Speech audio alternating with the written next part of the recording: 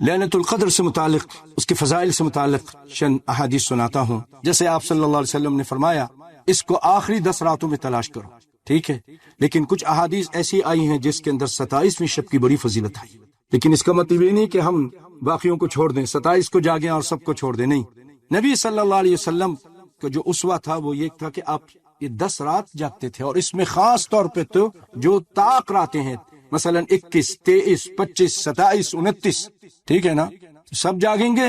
اگر یہ میں بیان کروں 27ویں تو آپ کہہ رہے ہیں کہ بھائی مولوی صاحب نے، شیخ صاحب نے بیان کیا 27ویں، میں تو 27ویں جاگوں گا. ایسا نہیں کرنا، سب جاگنا ہے، سب جاگیں گے نا. سیدنا عبداللہ بن عباس رضی اللہ تعالی عنہما روایت کرتے ہیں کہ ایک شخص نبی صلی اللہ علیہ وسلم کے پاس آیا اور کہنے لگا اللہ کے رسول میں بوڑھا آدمی ہوں، شیخ کبیر ہوں، علیل بیمار بھی ہوں، یشق علی القیام، قیام کرنا بھی بڑا مشکل ہے، کمزور ہوں نا، کھڑا بھی نہیں ہو سکتا. فمرنی بلیلۃ لعل اللہ یوفقنی فیہا لیلۃ القدر، اللہ کے رسول ایک رات بتا دیجئے بس مجھے، شاید وہ رات میرے لیے لیلۃ القدر کی ہو جائے، ایک رات بتا دیجئے بس.